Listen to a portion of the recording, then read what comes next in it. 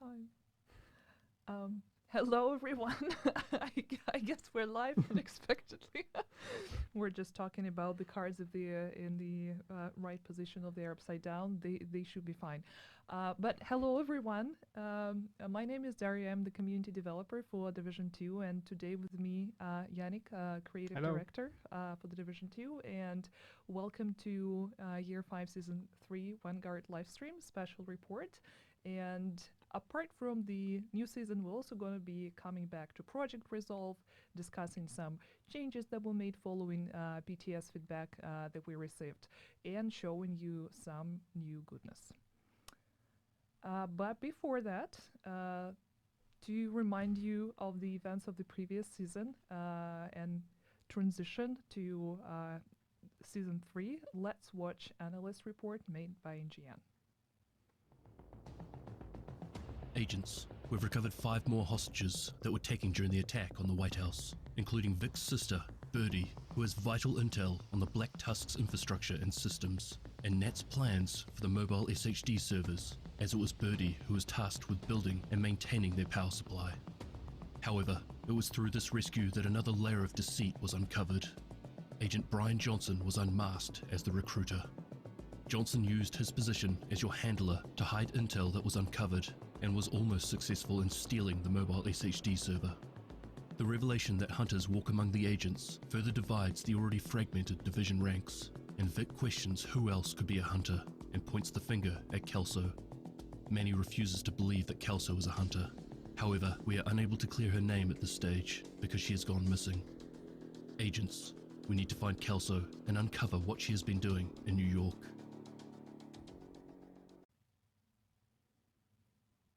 Thank you so much, NGN, for another amazing recap.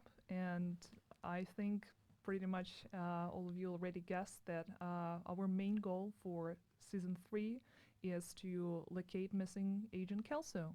What is going on with Kelso? That's the question, right? You may remember from Season 11, we had the conclusion of Season 11 with the attack on the White House. And then at the end of that, Kelso said she was going to go to New York to check on Heaven and make sure that this settlement was secured. And well, we haven't really, talked about it or emphasized that, but she hasn't come back since. She has been spending quite some time in New York, like during Season 1 and Season 2, as we were rescuing civilians. She was all the time in New York. Manny mentioned that a couple of times. So now it's time to actually go and see what has she been up to, and now she's gone missing. So what's going on there? And this time around, what is especially interesting about the season is that we are not going to be going after specific people, after specific targets. Those are going to be the locations. So basically, agents are tasked with retracking Kelso's steps and following her and looking at the clues that might be at those locations. Yeah, it's just another twist on the manhunt formula. So, we used to have enemy targets. Then in the past couple of seasons, we had civilians to rescue. And this time it's going to be not direct targets, but it's going to be about investigation and retracing the steps of Kelso and finding out and catching up to her and understand what's happening here. Yep. And for the manhunt, we can also reveal the calendar. That is going to be, I would say, surprising, considering that some of the details we just gave out about the specific locations, but also about the apparel events this season. Do we have the calendar? We do. Here it is. Yeah, less faces, more places. So as we said, every target now is actually a location. And yes, you can see at the bottom of that 2 apparel events this season. Again, a brand new one, Veil Tactics, and then a return as a second apparel event in the season, a return of Last Resort, which was the apparel event we did, I think was with the release of Warlords of New York, which was revisiting looks inspired from the New York faction, so the Cleaners and the Rikers. So Yep. pretty cool apparel event. And we're gonna talk about it in more detail a bit later, but let's also watch the new trailer for the Season 3 Vanguard.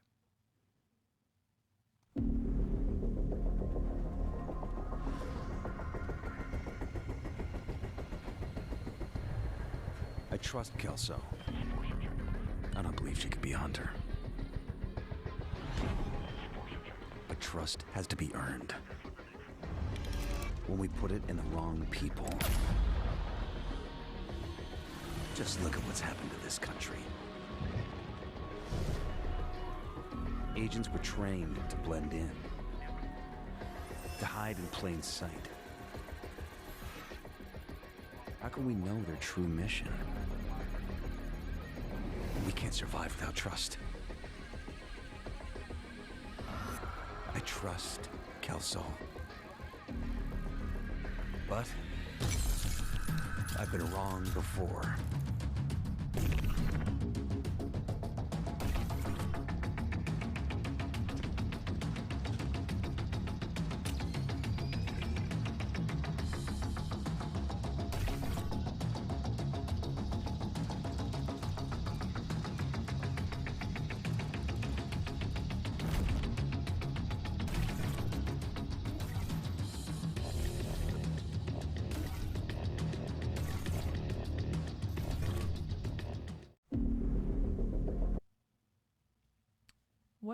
What a nice trailer. It reminds me about something. I can't really pinpoint what is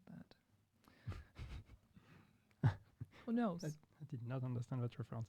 But yeah, I mean, it's this season it's about trust, really, and that's what the trailer is about. It's we ended last season with, of course, the betrayal of or betrayal. It's a question of point of view of Agent Johnson, finding out that Johnson was a hunter embedded in the ranks of the division, and that throws a lot of distrust amongst the ranks of the good guys.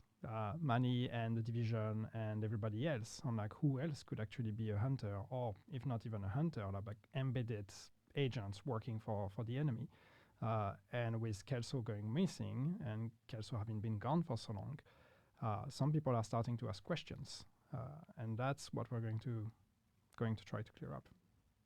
Yeah, but the reference that you didn't quite catch was to the Warlords of New York trailer. Ah, Since it's the similar animation style, but that's true. There was some of that, yes. I don't know if it means anything, to be honest. Probably just an artistic point of view. But So yeah, so here you have it. The new visual for this season, and once again, this is about Kelso, and this is about going to find her. In the process, Kelso gets a bit of a glow up, but yeah, let's go and hunt her down and find out what she's been up to. And of course, story is not the only thing that is going to be shown in the new season. As usual, it comes with a bunch of new gear, new weapons. And let's talk about new gear as well. Some of you may have had a chance to test it on the PTS that we had in January. And changes-wise, we're going to talk about it separately to highlight whatever was done to few gear pieces and talents following the PTS. But for now, I just would love to show some of them in full glory. So this is the Aegis. Yep. That's a new gear set. Mm-hmm. Looks very on brand for this specific season. Well, it's also a bit of a throwback of LMB looking stuff. Also, so for people who played Division 1, this is going to be a nice thing to be looking for. It has some pretty nice, dark and red tones, which were the colors of the LMB. I know they used white a lot as well, but their logo was actually a lot of black and red. So that was the inspiration here. And yeah, I think we have something that looks pretty cool. Yeah, and the logo is very easy to recognize. Mm-hmm. And of course, this season is a lot about enemy and aggro management and being targeted or not being targeted. So a bunch of the gear that we see in here or that we will see in this season is about that. So that was the case for the gear set, not the gloves, but other pieces as well. Yeah, those are the new exotic gloves, by the way. Wrecked gauntlets, they're called. Mm-hmm. Yeah, and these are about stability and weapon handling and all that. So it's a different idea, but it's trying to find some gloves that could be useful for people who want weapons to be easier to handle. I know it's quite niche, and we've heard a lot of feedback on the PTS. We fixed some issues with them. I'm jumping ahead because this is in the PTS part, but yes, it's a different thematic. Yeah, but also this time around we'll have a new exotic pistol called Mosquito. You can see it right now. Very, very beautiful short. Thank you, George. And also there is another exotic rifle, Vindicator, that is exclusive to Descent. Yes. And we're going to talk about it in more detail separately because we have a specific Descent part of the live stream. But yeah, to address the questions that we saw in the community, there was some confusion regarding this specific exotic weapon. Yes, it's exclusive to Descent. It's only available through the shop, but it can be used anywhere else. As soon as you acquire it in Descent, you're free to take it with you to the regular gameplay. Yeah, exactly. It's just it can only be obtained through Descent, but then once you have it, you use it normally on your character, and you can play it wherever you want. It is an exotic piece you keep with you. Yeah, and for now, it's not that there are any plans to make it available through other modes. Not yet. I mean, it's we've seen some of the exclusives being added to the Dark Zone after a while. We may want to do that. We will see, but we're going to give it some time, and it's going to be for Descent for a while, and later on the road, maybe we make it more available to other places as well. But we really like the idea of having a piece of gear that you can only get through bad game mode. Yeah, and it also has this very distinct appearance. So kind of screams Descent. Yeah. But talking about other seasonal gear pieces, and I mentioned that we want to come back to the PTS feedback and some changes that were made following the commentary that we saw online. It actually concerns some of the gear pieces. So let's talk about the PTS results. And first of all, I think let's address the newest talent, the Behind You talent. There were a few changes made to it.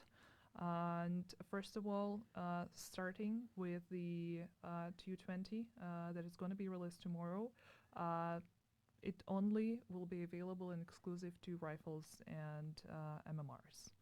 And this change in particular was made in alignment with the intended design.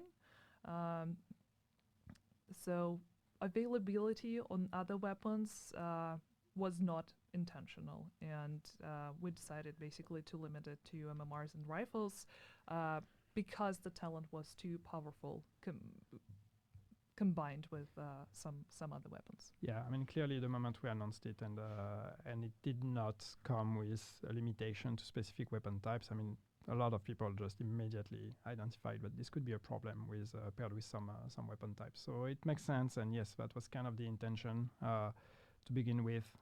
So yeah, feedback just confirmed our assumptions, and it was an easy change to make.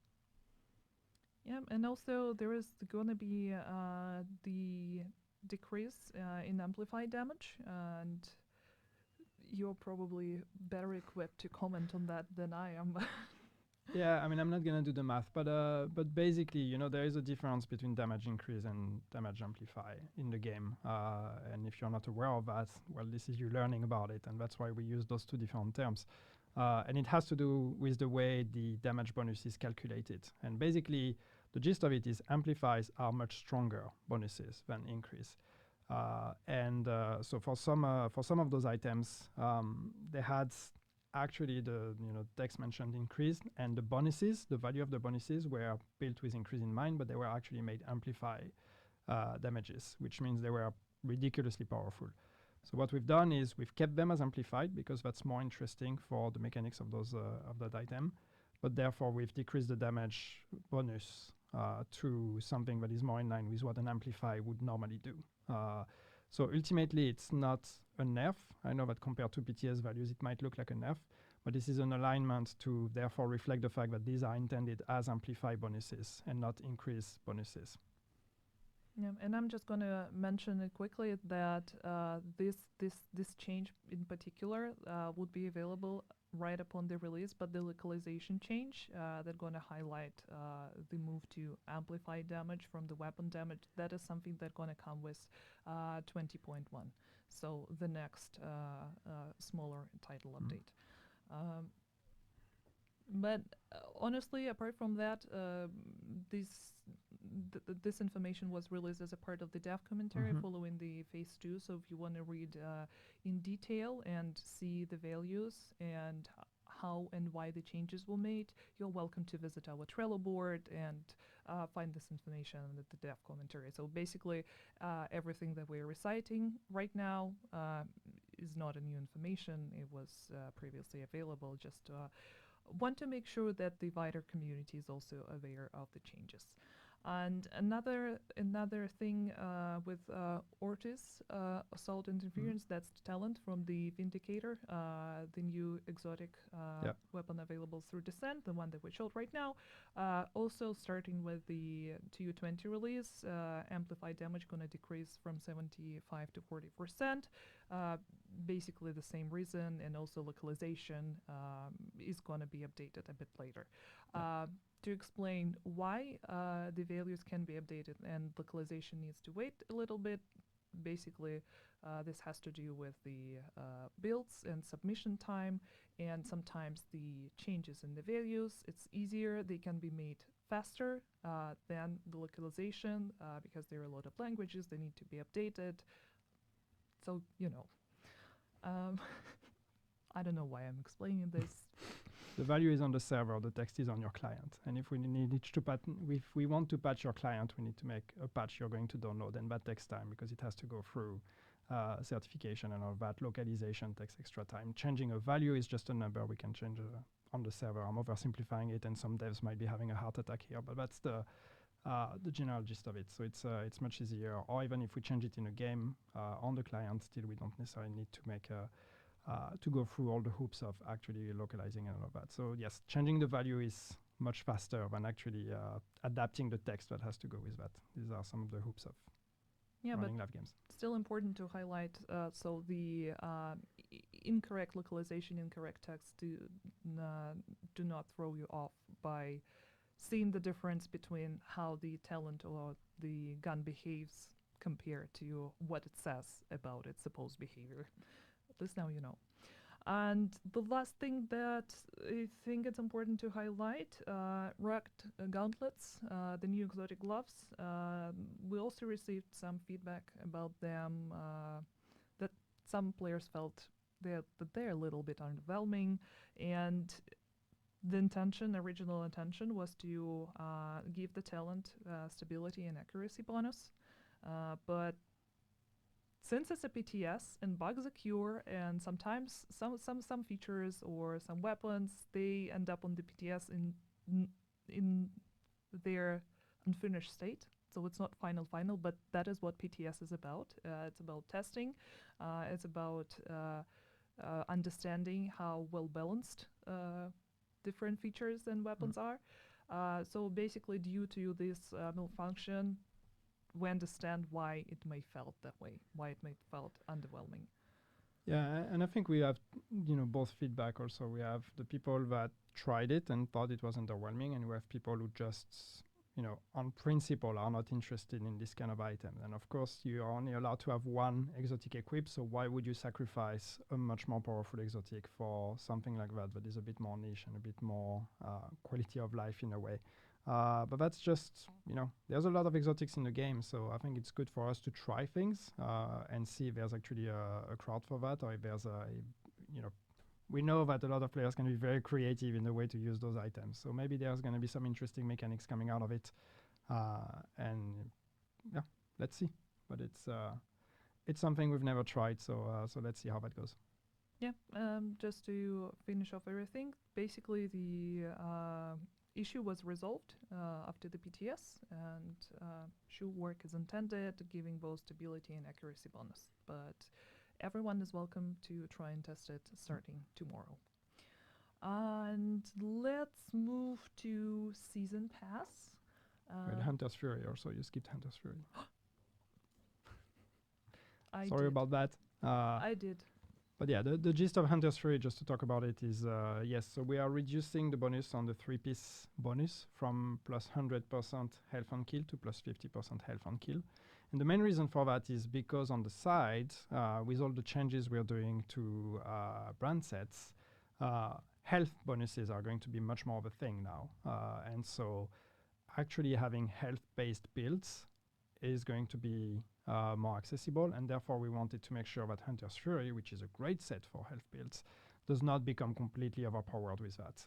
And giving 100% health on kill would have been ridiculous. So it's just us anticipating health builds and therefore giving more tools to make Hunter's Fury more interesting, but therefore making sure also it remains at the right level of power and doesn't become a new meta.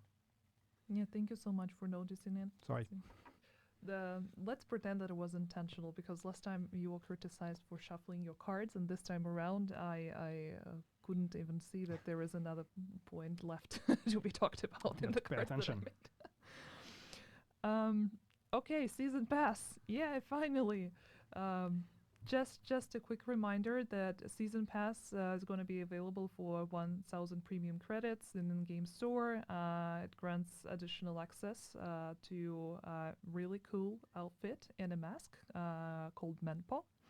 And it's going to be available basically to all the Warlords of New York owners and Ubisoft Plus subscribers. And just to show you a few things, here is Menpo, by the way. Very cool samurai-looking mask and outfit, also in the colors of the season. Really love how it looks. And on the premium track, this time around, we're going to have 9 weapon skins, 10 dies, 2 new emotes, 2 vanity outfits. This is one of them. There is also another one that is more tactical, called Crescent. And yeah, there are some very, very fun weapon skins that I would love for you to see, if we can. Oh, this is another outfit called Crescent. It's Crescent, yeah. more tactical one. And some of the weapon skins. I honestly do not really remember what's the name of this one. We don't have the names on the cards. So I'm really sorry, but I really love the look and of somehow we don't know all of them by heart. We're so unprepared. This is a nice one. I think this one is called Business Casual, though.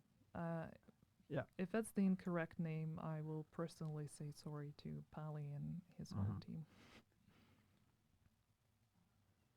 This one is very nice. Yes.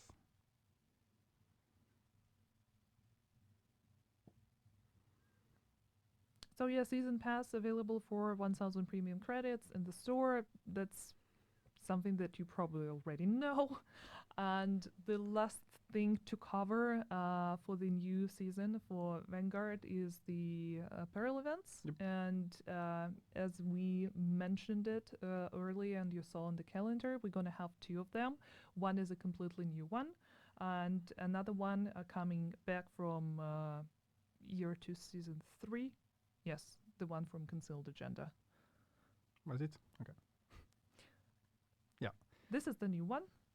And this one features 4 new outfits, and 5th one is going to be a completion reward. And yeah, let's look at them. Yes. So this was the idea with this one of, we try to alternate a bit in the different styles and fantasies. So with this one, we wanted to go back to something much more military inspired. So there's a bit more armor plating here. This one is one of the heavy ones, so some shoulder pads, some armor belts here, and black and tactical, of course. So yeah, and then we have. Don't know if we have videos for them. Yes, we do. Then we played a bit also with with a bit more camo, with a bit more ghillie suits and things like that to use to try to create looks and styles we haven't had. So there's always room for more nice hoodies. But what about netted hoodies like this one, for example? So yeah, it's more military, more tactical, new options that we haven't made before. Once again, the team is having more and more fun playing around with what they can do in the game and creating new things. So this is pretty exciting to see all those new looks coming out. I think this one is going to be probably my favorite. Yeah, it looks very, very nice. This the true essence of camouflaging yourself. And then a bit more traditional, maybe camo one and military one for people that are a bit more down to earth, but still nice looking. Bit more, yeah. It's like Che Guevara aesthetic. Maybe a bit more detailed and a bit more slick compared to what those that we've done in the past. It's nice sometimes to revisit things that are closer to what we've done many years ago, but adding all the learnings and all the improvements and all the new expertise that the team has built. But at least now we have such a wide range and such a big variety of different styles. Like if you want to be dressed down in neon stripes and cat ears, we have something for you. But also if you're a fan of concealing yourself and proper camouflage, that apparel event is for you. Yeah, I mean, I don't think there's ever going to be one style, but everybody is going to be in love with and saying this is the one, and we want only that forever moving forward. If there's that, sure, but I don't think so. So it's just we're trying to alternate the different fantasies and the different styles between the more tactical, the more agent fantasy, the more military, the more civilian, and sometimes some things that are a bit more out there, like we had with the Nexus, the one that we had last time. So we're trying different things, and hopefully eventually everybody finds something that they like.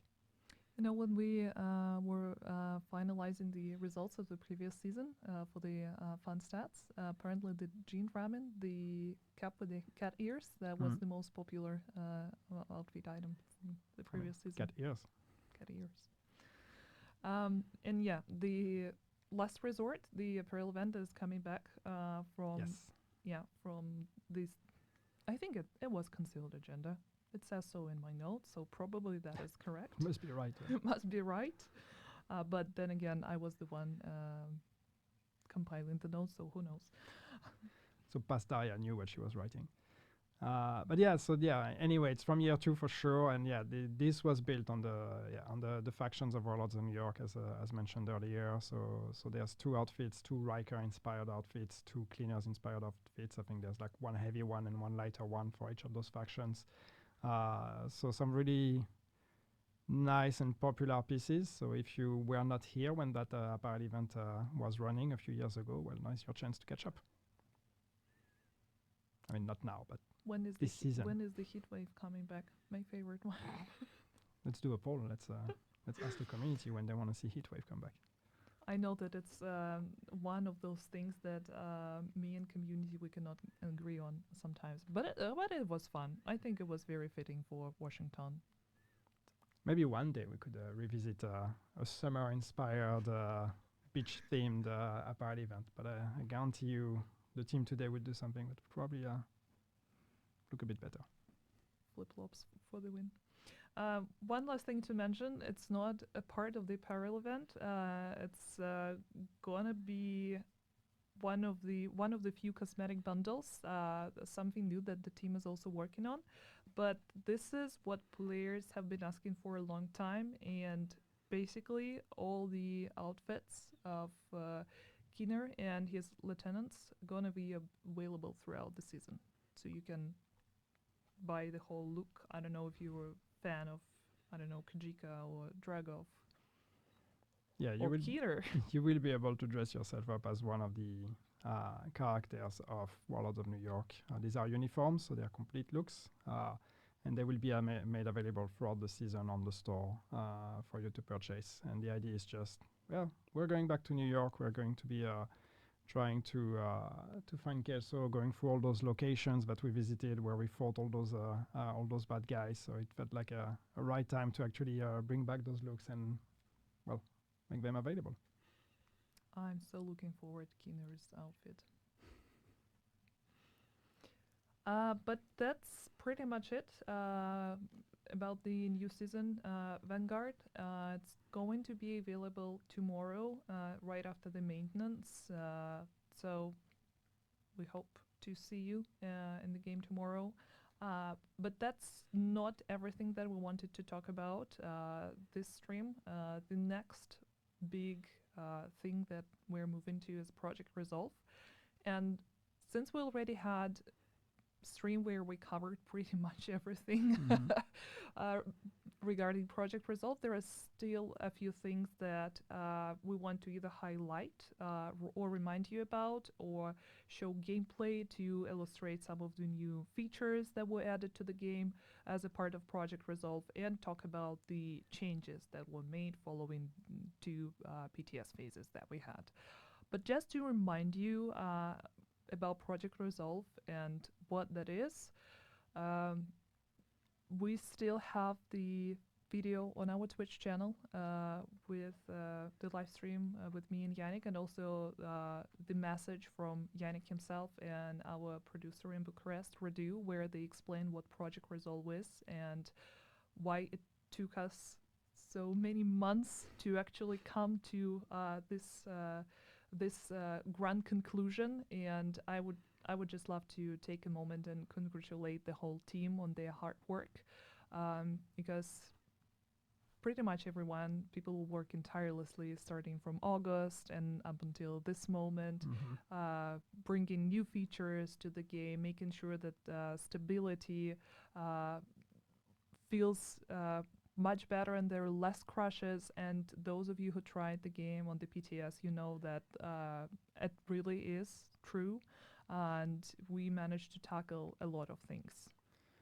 Yeah, and I think it was, it was needed for the game to take the time to actually do some fixes and work on improvements and all of that. But I mean, again, the foundation of this is really improving the quality more than all the quality of life, which is what we've done as well. But it was really about quality and stability and performances. And it was needed for the game, and hopefully, people will notice a difference when this comes out. And I hope all of you, especially those of you that have been struggling from issues, will see these issues fixed. But I think it was also great for the team, and the team did a good job at tackling all of that and accepting the change of schedule and roadmap as well, because we had to change our content plan because of that, which is never easy.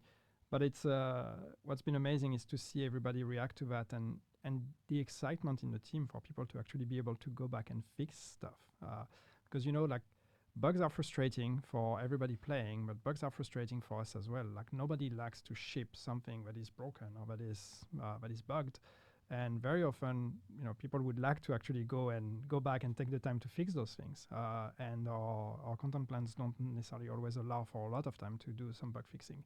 So when we told the team, okay, we're going to put everything on hold and you go back through your backlogs and you're going to be able to fix all those bugs, a lot of people were actually very excited to get to do that. And I think this shows in the numbers. The amount of bugs that were fixed, the amount of improvements that were put in here, this was way beyond our expectations when we started working on this. So it's just, kudos to the team for really pushing through this and delivering something that hopefully is going to make a difference.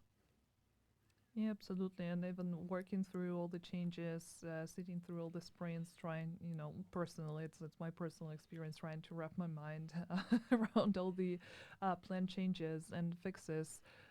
That's a very grandiose work that's been done by the team. So congratulations to all of our colleagues and Bucharest for making it happen. And we really hope that all of you will be able to find something in Project Resolve that corresponds and resonates with you specifically. And with the rest of the community, I mean, stability improvements, that's one of the biggest milestones. Yes. But since I mentioned that we won't be going through everything that we showed last time, mostly because we already had the Project Resolve dedicated live stream that goes into very specific and nitty-gritty details. Plus, we're going to have the full patch notes released tonight after the live stream, I believe. Those 35 pages, something of They're changes. pretty extensive. Pretty extensive, and I'm 100% sure that not everything might be there. There Probably missed stuff. might be things that are in the game, but not necessarily highlighted in budget. But the important thing, the biggest, the most important, like improvements, balancing changes, new features, that's in the patch notes. Maybe some smaller stuff that we missed. That we know of. Yes. That we know. There's always a rogue dev somewhere that made a change and didn't inform the chain of command. This Who knows? is what's going to happen with them. See? Yeah. Not allowed to face the camera anymore. Next stream that we No have. place for already. traitors here. But yeah, there are a few things that I would love to highlight Project Resolve wise, and I think we should start with the combat gear lock, because that is the topic that generated a lot of discussions during the PTSs. Yeah, probably the most amount of Yeah. discussion. And with gear lock, I mean, we're not gonna go through the whole thing again, but it's we thought it was an important change needed for the game, and I still believe, partially that this is an important change. But ultimately, I mean, the feedback has been very strong and very convincing that we need to find another way to address the problems we are trying to address, and something that is maybe a bit less impactful in terms of the many years of playing the game and habits that players that you have developed playing the game. So our intention was not to just completely change the way you think about your builds and you think about engaging with content, and we didn't want to limit the options. That wasn't our intention, and it's become clear that this change which we felt was fairly minor in terms of impact. We realized that actually many more people than we thought like to be able to change their gear on the fly and during combat. So we put it back. You're allowed to, or we put it back. We removed gear lock, and so this is going to go back to the way it was. Well, to the way it is on the live game, basically. So you will be able to change your gear. But the caveat is that we still want to bring it to Conflict. We still think it's important for the vision that we're trying to implement in Conflict and all the changes we're making, and making Conflict a bit more of a structured PvP mode. So it will not be implemented in TU20 because we had to revert it everywhere, but we're going to extract the part that applies it to Conflict and implement that one in the game again with TU 20.1. So expect Gearlock to come back in Conflict only with TU 20.1. And basically only beyond spawn areas. You will only be able to swap your gear on spawn areas. Yep. Yeah. So I guess by popular vote, removal of combat gear lock wins, except for Conflict. You win that one. That one time. There were a lot of discussions, not only within the community, also among the team members. And yeah, I mean, it was very polarizing, and even amongst the team. And we had a lot of great discussions on our side as well on this. And we have some ideas on what we can do in the future that hopefully could address the issues we are trying to address without having to drastically change the experience. But that's future talk. yeah, and since we already started talking about Conflict, there are also a few changes that are coming to Conflict with Project Resolve. Some of them you probably already know about. Some of them were available on PTS. But yeah, just to recite everything, extended loot pool. Cache is going to be giving more items, and with the possibility of a third one. Also, there was a significant XP boost to align with all the world activities. And I think we mentioned it already, but just once again, shade and expertise bonuses were removed from the conflict. I know that there were also some feedback regarding that, and some people might feel upset about this removal, but that is another thing that we explained in detail on the Project Resolve stream that we had in December. Yeah, and it's I mean, just to explain it here just for a minute, but it's just with conflict, we want conflict to be the purest PvP experience, where gear still matters, but the optimization of your gear and the time you've spent optimizing that gear is less important, and what is more important is your skill as a player. So your gear matters, but it shouldn't be the deciding factor between you and another player. What we want to be the deciding factor between you and another player is how good of a player are you playing this cover-based shooter game. And going back to a more shooter feel. If you want a more RPG experience where the thousands of hours you've put into the game are going to make a difference, then that's what the Dark Zone is for. And the Dark Zone is less about fairness and much more about who's the strongest. So this is the differentiation we wanted to make, and with that in mind, we still really think that it's important to take shade levels and expertise out of the equation, because these are stats that are basically just increased by your playtime and the efforts you've put into the game. They are optimization stats that we think do not belong in conflict. But of course, that being said, we're still open to feedback, since these changes were only tested during PTS phases and with the PC community. Yes, and we know that it's only available to PC players. So please keep your feedback coming. It's still very important, and as you noticed with the example of the combat gear lock, even strongest opinions can be overruled by having enough feedback from the community. Well, and I mean, I don't want to make it sound like if you scream loud enough, we're going to change. But it's,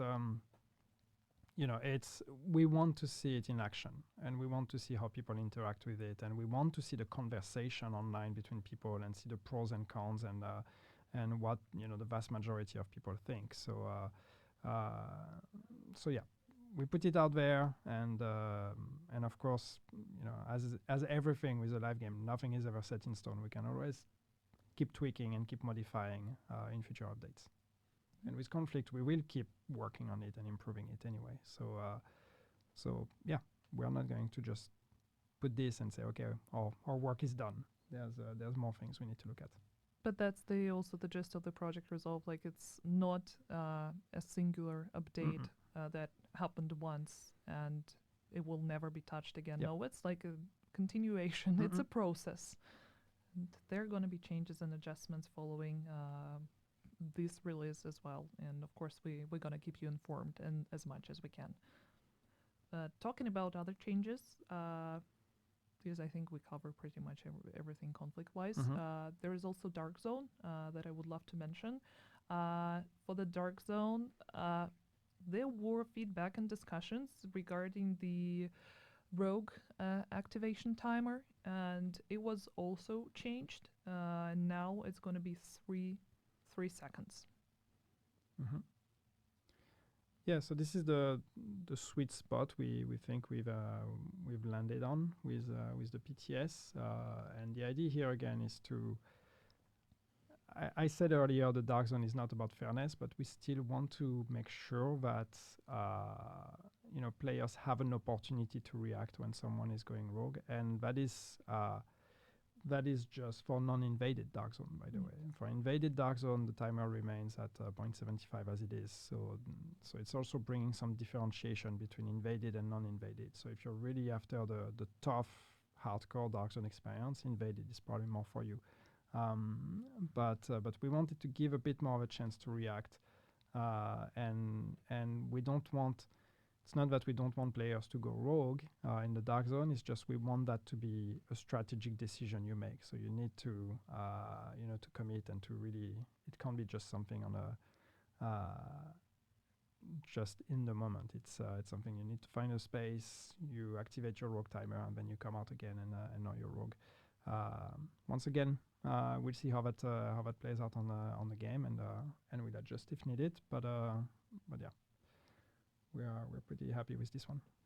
And another thing to quickly mention that also the first rogue rank duration was increased from 20 to 30 seconds in alignment with the previous change.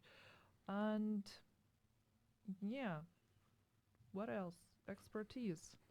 No changes here.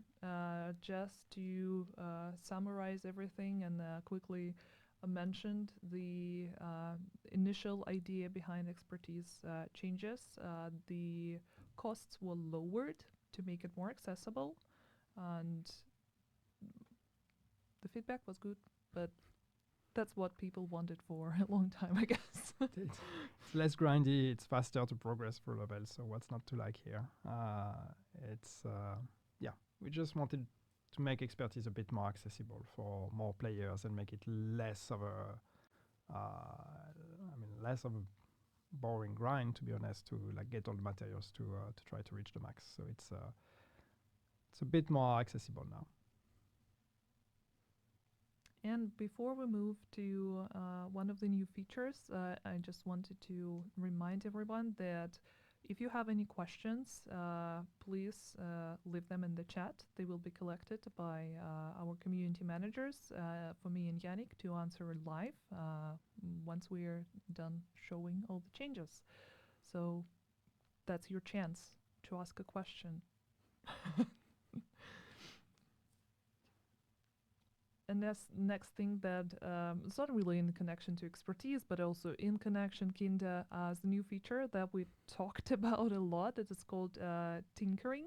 It was not on the PTS due to some technical issues, but we want to show you how it works and explain why this change was needed and what can be done with tinkering.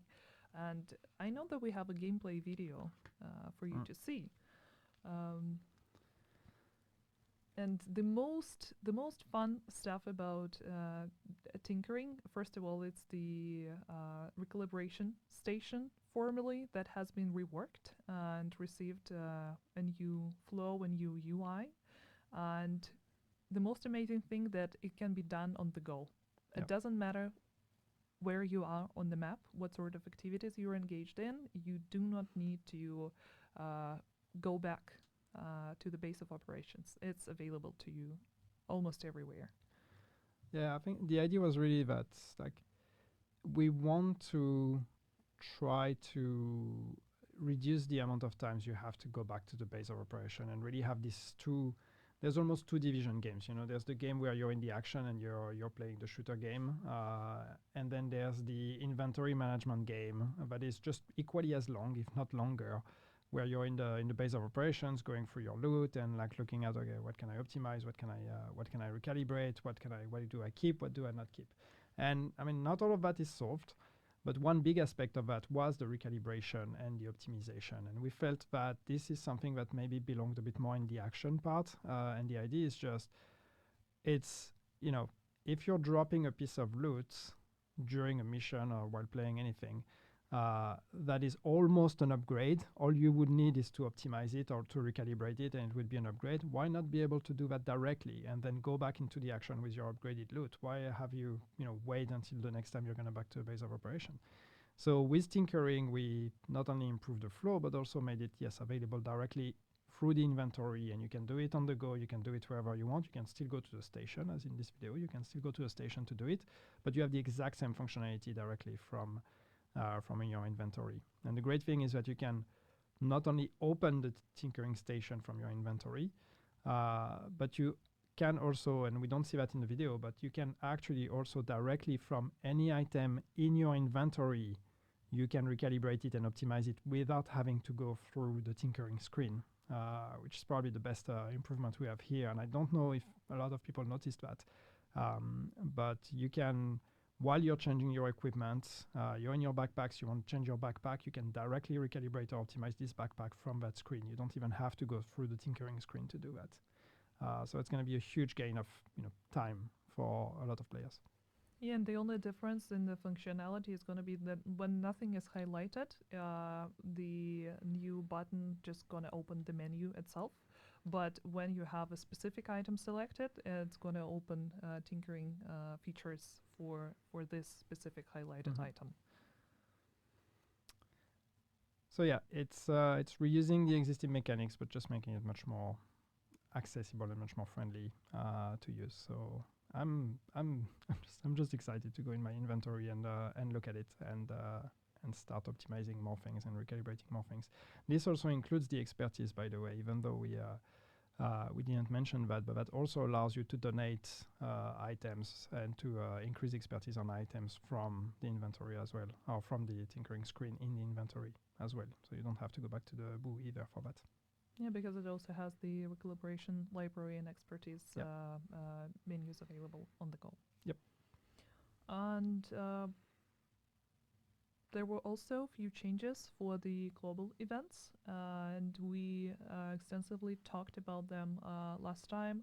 Also not something that wasn't available on the PTS, just because it's not technically possible to switch on, switch off global events on a separated environment.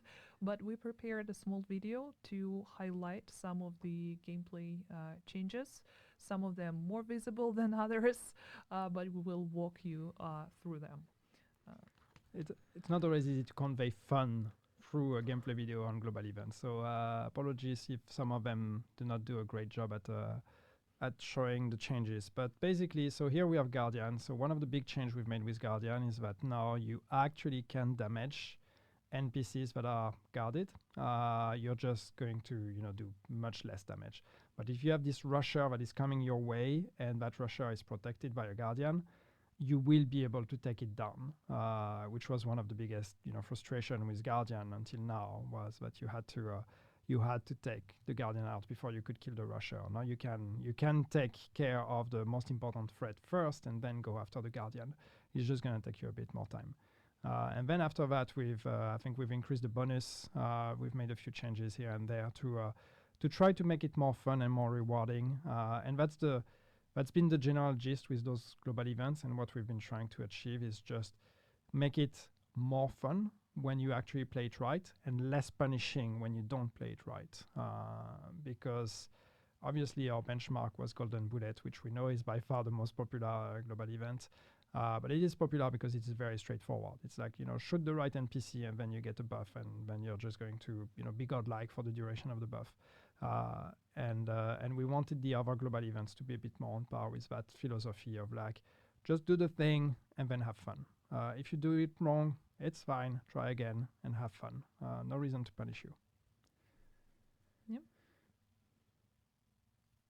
So for Hollywood, yeah, triple the explosion. Yeah, Hollywood is just bigger explosions because that's what it's about. And also the big change we've made is because it is a global event that is about explosions and about your signature weapon. That's actually the global event where you should be able to play your signature weapon the most. We've made it now so when you're killing NPCs, you can drop signature ammo directly on your location, so you don't have to go there. It's much more generous in signature weapon ammo as well. So it's really the one where when you play it right, you should be able to keep your signature weapon up for a much longer duration. So it's really the Rampage global event where you're just dealing explosions and using grenade launchers or flamethrowers or whatever from all directions and yeah, just blow stuff up. And then after that, I don't know which one we have. Next one is what gonna be? We'll wait for the Let's find out. Polarity switch. Polarity switch. Yay. Yeah, so polarity switch is, there's two things we wanted to do. And this one was one of the examples of a global event that can be punishing when you do it wrong. Because here it was, you have to respect the polarity of the NPCs, but if you shoot the wrong NPC, you lose your buff. And that can be punishing really fast, or not punishing, but at least frustrating, because because your polarity changes when you reload, and so you're not always in control of what polarity you have, and you think you have the right one and you have the wrong. So now we've made two drastic changes with it. The first one is that you only lose stacks when you kill an NPC of the wrong polarity, not when you shoot it. So it's much more forgiving. You hopefully will notice before the NPC is dead. And the second one is that when you're killing NPCs of the right polarity, we are refilling, I can't remember if it's all or part of your magazine. But the idea is that, especially taking the reload out of the equation, which was one of the main issues that kind of took you out of the flow when you were playing a polarity switch, was like, I'm in a good flow, I'm in yellow, and I'm killing yellow NPCs. But now I need to reload. Now I'm blue, but I was preparing for this, and so now it's hopefully the flow is just gonna feel a bit more natural and a bit more fun. And also the stacks were lowered from 5 to 4, and the bonus per stack was increased to 25% from 20. Yeah. So actually stacks are more powerful, and it's going to be easier to reach max stacks. So it's also going to feel a bit more snappy. What's next? It's like a chocolate box. Shade exposed. Shade exposed, yeah. So with shade exposed, it's just tweaking and fidgeting with the buff to try to make it more efficient, to try to keep the uptime run a bit longer, to try to really focus on the fun of the gameplay, the cover-to-cover mechanic, applying the pulse to everyone, and really feeling like when NPCs are pulsed, you get to do all the fun stuff. So it's no drastic changes, but just more efficient and a bit more fun. Hopefully. Yeah, the pulse radius was increased, and now you only take 65% damage compared to 150% that was before, if you hit the pulsed enemies. Yep. And the last one, finally, Reanimated. Yes. Reanimated is just... what did we do with this one? I think we increased the explosion or the smoke when you headshot enemies, and I think when we've increased the bonuses you get from that from the headshots. So same, just I almost want to say more dumb, but in a good way. Click on heads, have fun. I don't know that we're going to see a headshot here. Probably not. There was one later on, but we already covered it. But I mean, it's up to all of us to play and try the new global events now with the new mechanics. Not really new, it's just upgraded, reinvented. Yeah, and we can always tweak them even more. But it's hopefully they are going to make seeing other global events a bit less of like here comes the shot, here comes the headshot, nice. It's just going to be to just seeing other global events come feel a bit more exciting. And the next thing we know, people are going to be asking for, I don't know, reanimated, and not the. No, people are going to be asking for a buff of golden bullet at this rate. You said it yourself. Not gonna happen. Two more positive news. I promise that we're gonna go back to Descent because there are a few other things that we need to cover besides the new exotic gun Vindicator that's going to be available exclusively in Descent.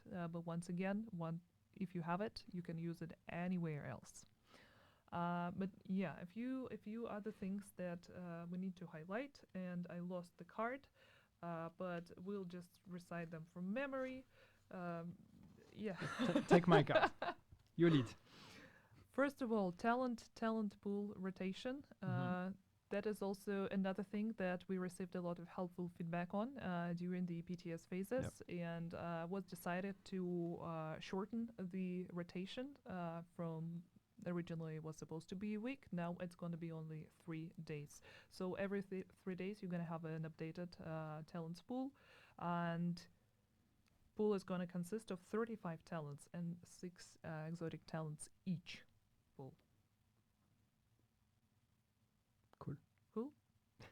I don't know. Maybe you wanted to comment. No, but it's. I know that some people had thoughts on the idea of the talent rotation, but it's what we're trying to fight here is just that every season we're adding more talents, and it's getting harder and harder in Descent to actually get what you want. So we want something that's a bit more curated around specific play styles, and we know that the current, the existing curation of talents in the pools we have is not necessarily the most popular for everyone. So we'll see, and that's something that can leave over time, and that's going to organically grow and change depending on feedback. So if some talents we find out don't really work in this pool, they can go in another pool, and we can tweak them. So all of that can be improved. Now we have a full UI support that really displays everything, and so you really understand what's going on.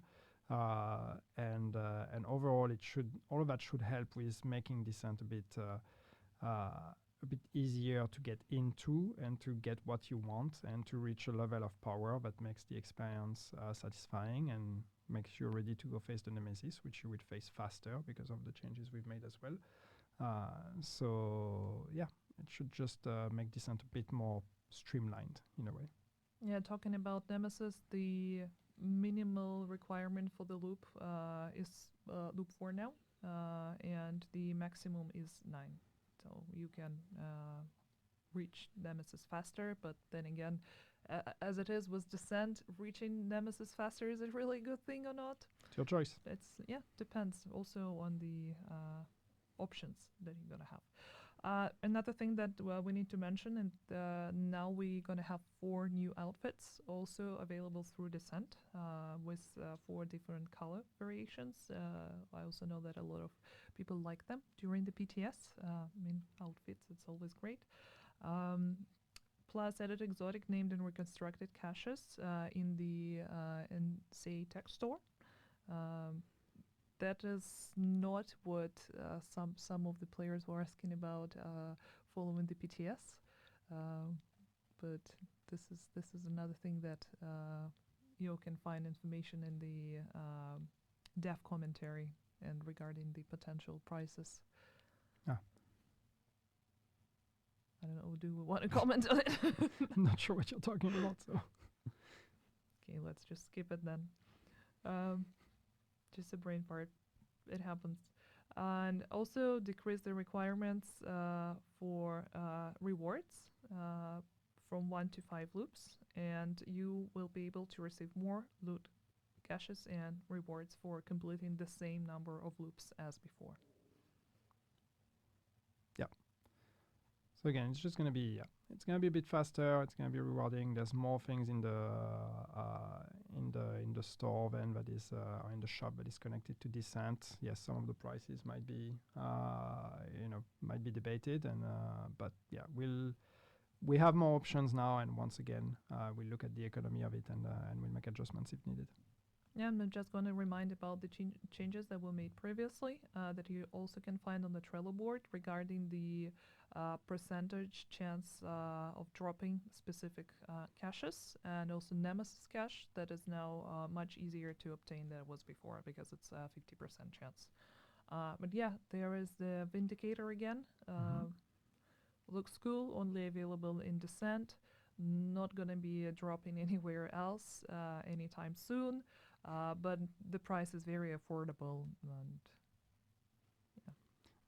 it's predictable. That's the most important thing, because you can get it on the shop as well. So it's the good thing with this is it doesn't have to be a very low drop rate, and you have to grind the mode and again and again and again for 8 chance to get it. There is a predictable path to it. So you just you get the currency and you can save up to eventually purchasing it. So if you really want it, you can be confident you will be able to buy it eventually. And I think that's pretty much it for Descent regarding project resolve changes. But we still have a few more quality of life updates that I would love to highlight. And we'll probably start with the skill modes because there is a new system, duplicate removal for skill modes. So do you want Yeah, so the idea with skill modes, and that's That's one step in that direction also of trying to make inventory management a bit less cumbersome. But with skill mods, what we've decided to do is that you can only have one copy of each bonus. And so now when you drop a new mod that has a better roll on that same bonus, it's just going to upgrade the one you have in your inventory and auto deconstruct and everything.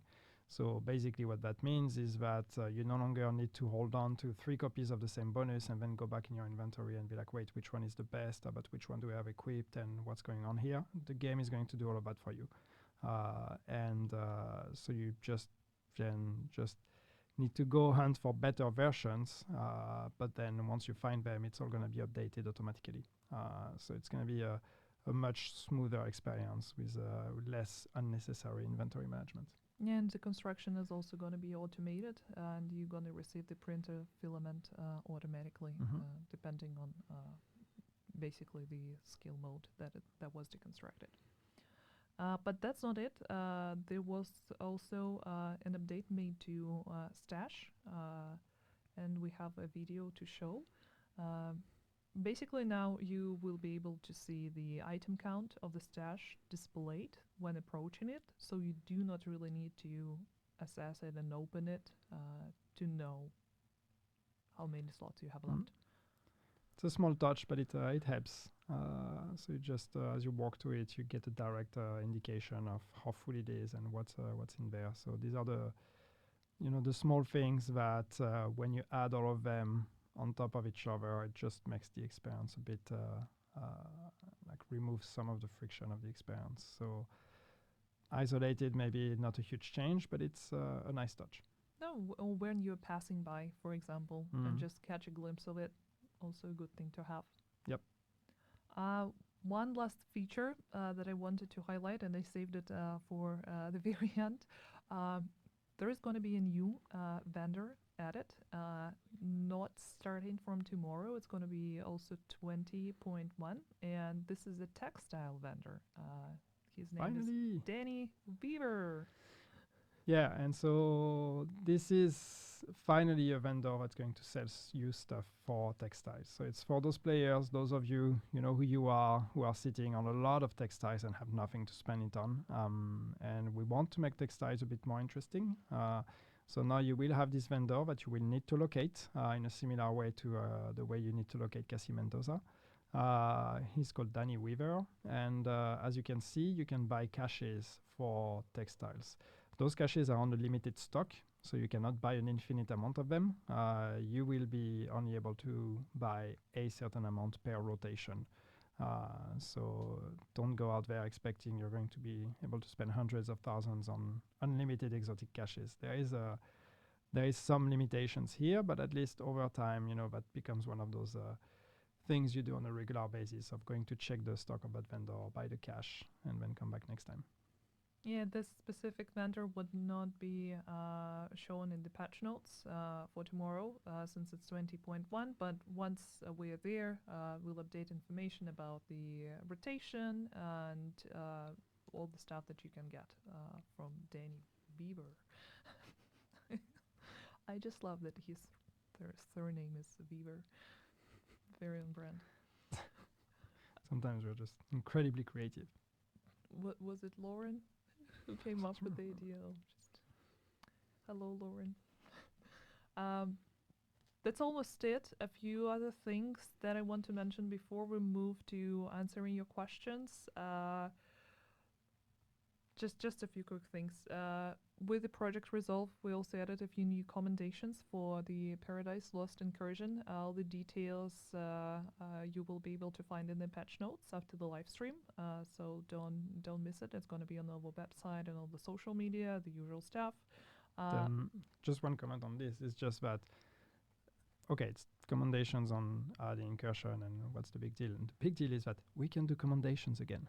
We relearned how to do that.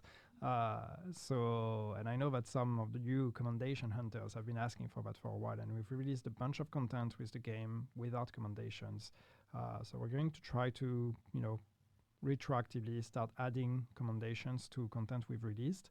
But you can, hopefully you can expect that moving forward with new TUs, new commendations are going to be added, and this is going to be a thing again. Yay, new patches. Fun. Another thing about the projects, also that is something that we talked about a lot during the previous live stream, but there was one change made since then, and in the reward pool, you're going to have one exotic component for daily projects and 3 exotic components for weekly projects. All of the stuff remains unchanged. The full details in the patch notes again. And one last thing, since there were a lot of balancing changes made, and it's not something that we covered specifically in this live stream, but status effects, talents, weapons, gear sets, some of them underwent a lot of changes. And in response to this, we decided to wipe out the leader sports. There are a lot of them. Not all of them, but a lot of A them. lot of them, yes. And some that I need to mention, the Kinley College, Strongholds, Raids, Standard and Invaded Solomon Group. We do not have the full list yet. It's just for the general information. But yeah, it's just some of them are here since the launch of the game and have never really been purged. So we felt that with Project Resolve it was time to actually do a wipe on them and start fresh to really try to highlight the performances of our current players and remove the pollution we've had from the past with some of the abuse and exploits and even not necessarily pollution, but even old achievements that have been made by people who no longer play the game. So we thought it made sense to wipe a lot of the leaderboards in the game. And again, we'll get the full list and give that to you so you can see which ones are and which ones are not. We're trying to be respectful of some of the best achievements like raid leaderboards and this kind of stuff. But yeah, like mission ones and like specific activities will be wiped. And that's something that we can consider moving forward potentially to do that on a more regular basis as well, to make sure that we keep the leaderboards actually up to date with the players that play the game today. And if you didn't make it this time, maybe next rotation you will have a chance to top it. yeah, thank you so much for the clarification. And now it's time to move on to some of the questions that we received in the chat. If you still want to ask a question, there is your chance. Community managers are updating the Q&A list for us to look at, but we'll start with what we have right now. I'm just gonna do that very carefully, probably not. And the first question is about leaderboards. Is there any chance we can get new leaderboards, like the year 1 board for Dark Hours? I mean, new leaderboards, yes, we could potentially add them. The thing is, they were pretty much left as an afterthought because we were not maintaining them and purging them. So now that we are starting to, we are doing a wipe now, and we will see how that's received and how that helps with the game, and and how all of you will engage with that. But moving forward, that's our intention, to make the leaderboard game a bit more fresh and a bit more interesting. So, adding new ones is not off the table either. Will the recruiter outfit return? I think that's something that we confirmed online, but I'm going to repeat it for everyone to hear. Not anytime soon, but this is not off the table. So there is a possibility. One day. One day. Maybe. When the Vindicator will be available in other sources as well. No, but yes, it might, but it's, we're going to give it some time before it comes back. That looks so good.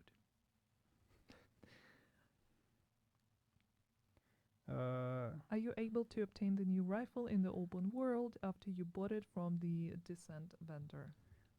That's a good question, but I do not think so. I think it's you can only get it through Descent, even if you want multiple copies of it.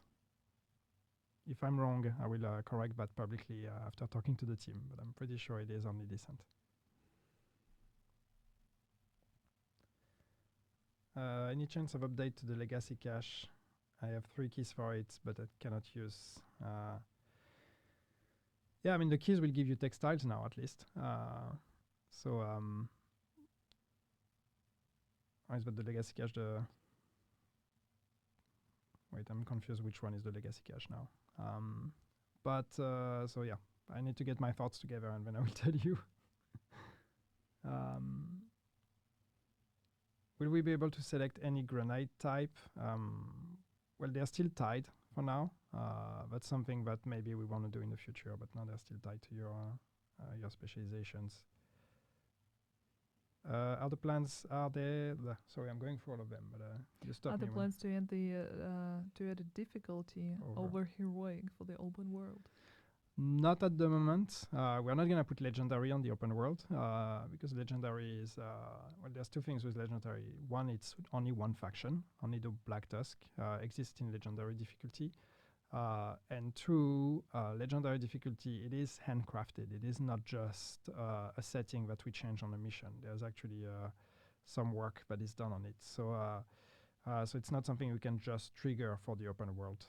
So not legendary, but new difficulty anyway. This is not the plan at the moment, no.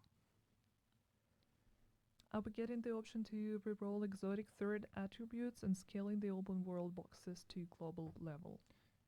Yes, yeah. To both questions. This was part of the Project Resolve, and this was part of the PTS. And yes, it's going to make it to TU20, so you will be able to reroll the third attribute of the exotics. And yes, the open world boxes in the world will be updating with the world difficulty setting. One thing that I just want to mention to go back on the previous question about adding new difficulty, I know that there's a conversation about us about the power creep and about players becoming more powerful and therefore the lack of challenging content. And I just want you to know that this is something we're conscious of and we have some ideas. But yeah, more on that in the future. Any more legendary missions coming? Not at the moment because we are only doing strongholds in legendary, and we've done all of them now. So adding legendary to main missions is not something we have planned just yet. But once again, I think that goes in the bucket of what are we going to do to offer more challenging content to the players that have full optimized gear, and this is something that's on our mind already. This one about the new skill modes. Does this mean we won't be able to share mods with teammates now since mods get auto-used when they drop? Yeah, probably. Now that you mention it, probably. Maybe the team has thought of that, I'm not sure. But yes, that might be a compromise and a side effect that comes with this change, is that you may not be able to share them with your teammates now. What about old blueprints from previous seasons? Because a lot of players started playing the game recently. That's actually what Descent is for. Well, Descent has named blueprints, but in general, I mean, we have added a bunch of them to the loot pools already. It could be that we are still missing some, but the intention is that they should become available through the blueprint loot pools. So if we've missed some, just let us know, and we will be looking at it. But the intention is that blueprints become available. Old season blueprints become available in the blueprint loot pools. How many seed credits will the reconstructed caches cost in Descent? I honestly do not remember. I do not have the number in mind. We will need to get back to you on that one. Let's see if we have other questions. I honestly do not see anything.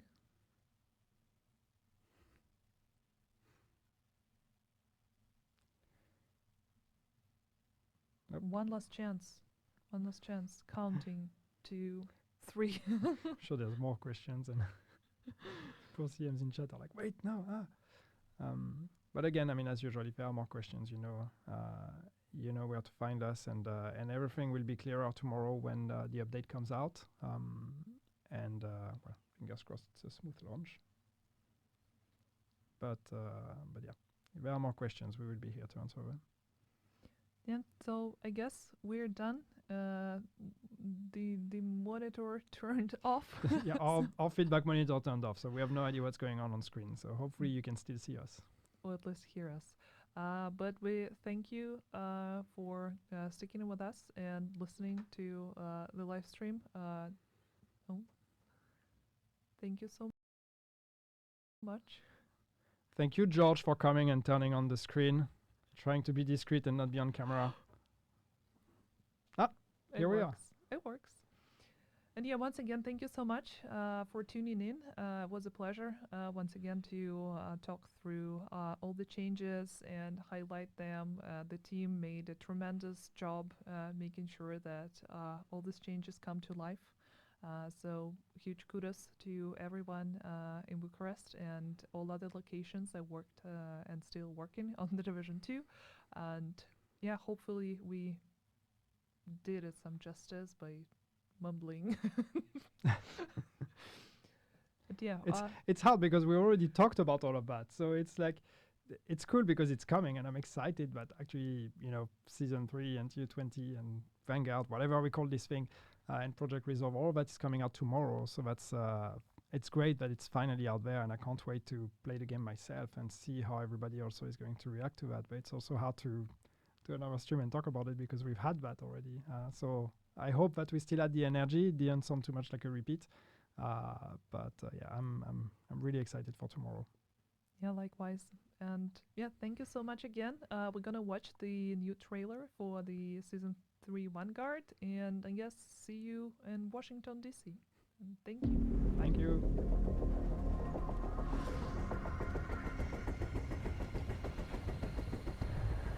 I trust Kelso. I don't believe she could be a hunter. But trust has to be earned. When we put it in the wrong people. Just look at what's happened to this country. Agents were trained to blend in, to hide in plain sight.